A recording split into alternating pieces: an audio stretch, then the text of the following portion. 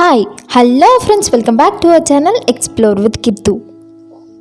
இன்றைக்கி நம்ம 2 variety of பணியாரம் எப்படி செய்கிறது அப்படிங்கிறத பார்க்க போகிறோம். ஒன்று ஸ்வீட் பணியாரம், இன்னொன்று காரம் பணியாரம் எப்படி செய்கிறதுன்னு பார்க்கலாம். ஸோ வீடியோக்குள்ளே போகிறதுக்கு முன்னாடி நீங்கள் இன்னும் நம்ம சேனலை சப்ஸ்கிரைப் பண்ணலன்னா கீழே இருக்க சப்ஸ்கிரைப் பட்டன் அமுக்கி பக்கத்துலேயே ஒரு பெல் ஐக்கான் இருக்கும், அதையும் டேப் பண்ணிங்க அப்படின்னா 3 ஆப்ஷன் கேட்கும். அதில் ஆளுங்கிற ஆப்ஷனை செலக்ட் பண்ணிக்கோங்க. ஸோ தட் நான் எப்பப்பெல்லாம் வீடியோஸ் போடுறேனோ அப்பப்பெல்லாம் உங்களுக்கு ஒரு நோட்டிஃபிகேஷன் வந்துடும். ஃபஸ்ட்டு நம்ம பணியாரத்துக்கு மாவு ரெடி பண்ணிடலாம். மாவுக்கு நான் இன்றைக்கி 2 கப் அளவு இட்லி அரிசி எடுத்துக்கிறேன். 2 கப் இட்லி அரிசி எடுத்தோம் அப்படின்னா ஒரு 1/4 ஸ்பூன் அளவு வெந்தயம் சேர்த்துக்கோங்க. அது கூடயே ஒரு 2 கப் அளவு பச்சரிசி சேர்த்துக்கோங்க.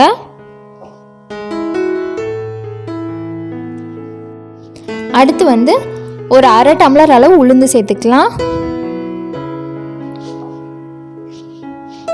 இப்போ இது எல்லாத்தையும் நல்லா வாஷ் பண்ணி க்ளீன் பண்ணி வச்சுக்கலாம். ஒரு 3லேருந்து 4 தடவை வரைக்கும் நீங்கள் வாஷ் பண்ணிக்கோங்க.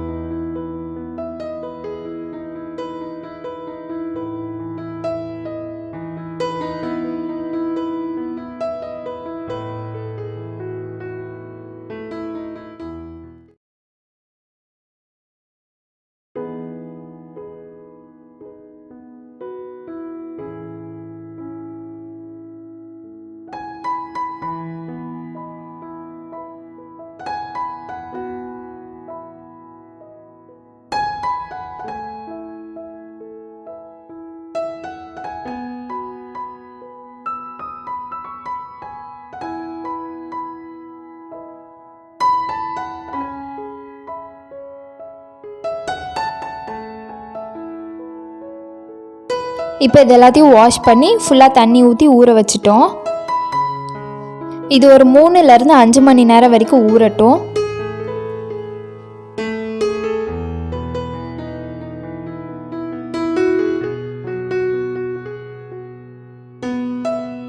இப்போது ஒரு 5 மணி நேரம் ஊறினதுக்கு அப்புறமா நம்ம ஊற வச்சுருக்க அரிசி, உளுந்து, வெந்தயம் இது எல்லாத்தையுமே நம்ம அரைச்சிடலாம்.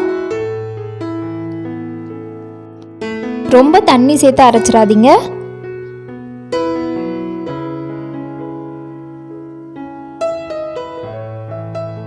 இந்த அளவு கன்சிஸ்டன்சியில் இருக்கணும், அந்த அளவுக்கு தண்ணி ஊற்றினாலே போதும். இதே மாதிரி நம்ம பச்சரிசியும் அரைச்சி எடுத்துக்கலாம். நீங்கள் மிக்ஸி இல்லாட்டி கிரைண்டர் எதில் வேணால் அரைச்சி எடுத்துக்கோங்க. இப்போ நம்மளோட மாவு ரெடி ஆயிடுச்சு. இதை நைட் ஃபுல்லாக அப்படியே விட்டுருங்க, நல்லா புளிச்சிடட்டும்.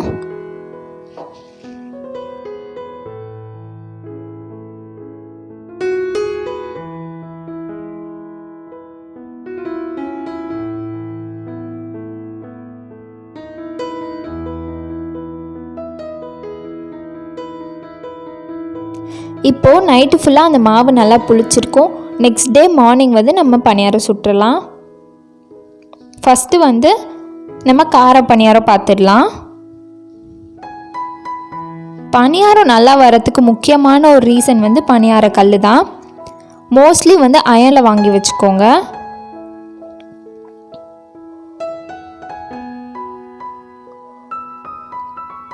இப்போ கல் நல்லா காஞ்சதுக்கப்புறமா கொஞ்சோண்டு எண்ணெய் ஊற்றி இந்த மாதிரி மாவை ஃபுல்லாக ஊற்றிடலாம். ஒவ்வொரு குழிலையும் 3/4 அளவு மாவு ஊற்றுங்க. அது நல்லா வெந்ததுக்கப்புறம் உப்பி வர்றதுக்கப்புறமா ஃபுல்லாகிடும். நீங்கள் இப்போ தான் ஃபஸ்ட் டைம் பணியாரம் செய்கிறீங்க அப்படின்னா உங்களுக்கு சுத்தமாக வரவே வராது, கல்லில் நல்லா ஒட்டிக்கும். அது மட்டும் இல்லாமல் புதுசாக பாத்திரம், அதாவது புதுசாக பணியார பாத்திரம் வாங்கி வச்சுருக்கீங்க அப்படின்னா சுத்தம் வரவே வராது, நல்லா ஒட்டிக்கும். பணியாரத்தை பொறுத்த வரைக்கும் நல்லா பழகணும். அந்த கல் வந்து நல்லா அந்த பணியாரத்துக்கு நல்லா பழகுனா தான் வந்து ஒட்டாமல் வரும் இந்த மாதிரி. அண்ட் அது மட்டும் இல்லாமல் பணியார பாத்திரத்தை வந்து மோஸ்ட்லி கழுவாதீங்க. சப்போஸ் கழுவிட்டீங்க அப்படின்னா சுத்தமாக வரவே வராது, ஒட்டிக்கும். அந்த மாதிரி ஒட்டாமல் இருக்கணும் அப்படின்னா பணியாரம் செய்கிறதுக்கு முன்னாடியே வந்து இந்த கல் ஃபுல்லாக, அதாவது எல்லா குழியிலையும் வந்து ஃபுல்லாக எண்ணெய் ஊற்றி நல்லா காய வச்சுடுங்க. அந்த எண்ணெய் ஃபுல்லாக நல்லா காஞ்சதுக்கப்புறமா அந்த எண்ணெய் எல்லாத்தையும் நீங்கள் வந்து திருப்பி ஊற்றி வச்சுக்கோங்க, ரீயூஸ் பண்ணிக்கோங்க, இல்லை வேறு எதுக்காச்சும் யூஸ் பண்ணிக்கோங்க. அந்த மாதிரி பண்ணிவிட்டு அதுக்கப்புறமா வெறும் பாத்திரத்தில் நீங்கள் பணியாரம் ஊற்றி பாருங்கள், ஒட்டாமல் வரும். அண்ட் அது மட்டும் இல்லாமல் இன்றைக்கி நம்ம மாவில் வெறும் உப்பு மட்டுமே போட்டு பணியாரம் செய்கிறோம். உப்பு மட்டும் இல்லாமல் இன்னொன்று எப்படி செய்யலாம் அப்படின்னா, கொஞ்சோண்டு வெங்காயம் தக்காளி நல்லா வதக்கி உள்ளே போட்டுக்கலாம். அப்புறமா கொஞ்சோண்டு மஞ்சத்தூள், கொஞ்சோண்டு கரம் மசாலா, கொஞ்சோண்டு மிளகாத்தூள், கொஞ்சோண்டு பெப்பர் பவுடர், இது எல்லாத்தையும் போட்டு நல்லா கலந்துட்டு அதுக்கப்புறம் கொஞ்சோண்டு கருவேப்பிலை கொத்தமல்லி கட் பண்ணி உள்ளே போட்டு நல்லா கலந்துட்டு அதுக்கப்புறமா இந்த மாதிரி பணியாரம் ஊற்றி பார்த்தீங்க அப்படின்னா சூப்பராக வரும். அதோட டேஸ்ட்டும் வந்து செம்மையாக இருக்கும். அந்த மாதிரியும் நீங்கள் ட்ரை பண்ணி பாருங்கள். இப்போ வந்து பணியாரம் நல்லா வெந்துருச்சா இல்லையா அப்படின்ட்டு ஒரு ஃபோர்க் வச்சோ இல்லை ஒரு நைஃப் வச்சோ குத்தி பார்த்தீங்க அப்படின்னா அந்த ஃபோர்க்லேயோ இல்லை நைஃப்லேயோ வந்து ஒட்டாமல் வரும். அப்போ வந்து பணியாரம் வெந்துருச்சு அப்படின்னு அர்த்தம். இப்போ நம்ம எடுத்துட்டு நெக்ஸ்ட் பேட்ச் ஊற்றிடலாம்.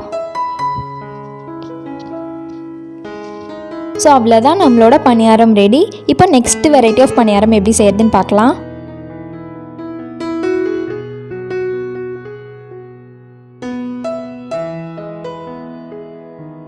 அடுத்து வந்து ஸ்வீட் பணியாரம். ஸ்வீட் பணியாரத்துக்கு ஒன்றுமே இல்லை, உப்பு போடுறதுக்கு முன்னாடியே கொஞ்சோண்டு மாவு எடுத்து வச்சுக்கிட்டு நான் இன்றைக்கி நாட்டு சக்கரை கொஞ்சோண்டு சேர்த்துக்கிறேன். எவ்வளோ ஸ்வீட் சேர்ப்பீங்களோ அவ்வளோ சேர்த்து இதை நல்லா கலந்து விட்டுக்கோங்க.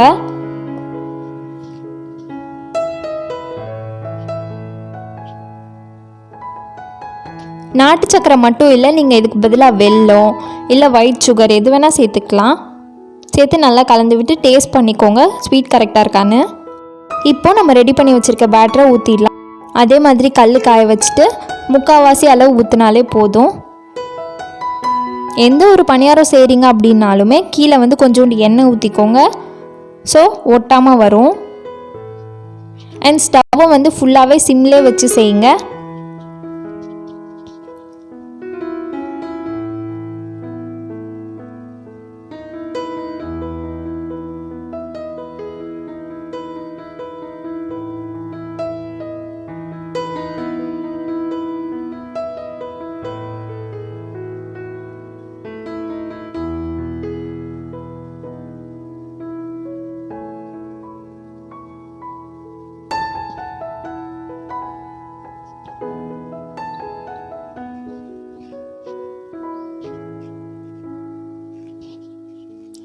இப்போ நம்ம இதை ஃபுல்லாக ஊற்றியாச்சு. இது கொஞ்ச நேரம் வேகட்டும். இப்போது வெந்ததுக்கப்புறம் இதை நல்லா திருப்பி போட்டுடலாம்.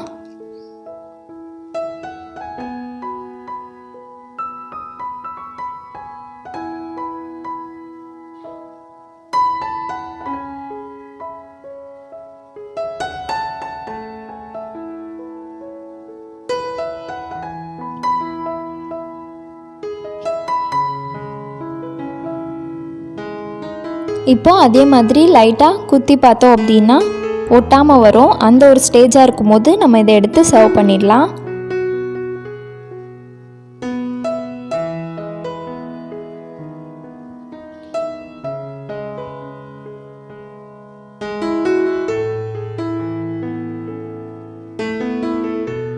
ஸோ அவ்வளோதான், நம்மளோட ஸ்வீட் பணியாரமும் ரெடி. இது ரெண்டுத்தையுமே வந்து நீங்கள் வீட்டில் செஞ்சு பார்த்துட்டு உங்களுக்கு எப்படி வந்துச்சு அண்ட் உங்களோட ஃபேவரட் எது அப்படிங்கிறதையும் எனக்கு கீழே கமெண்ட்டில் சொல்லுங்கள். ஸோ அவ்வளோதான், வீடியோ முடிஞ்சிடுச்சு. நெக்ஸ்ட் வீடியோவில் பார்க்கலாம். பாய்.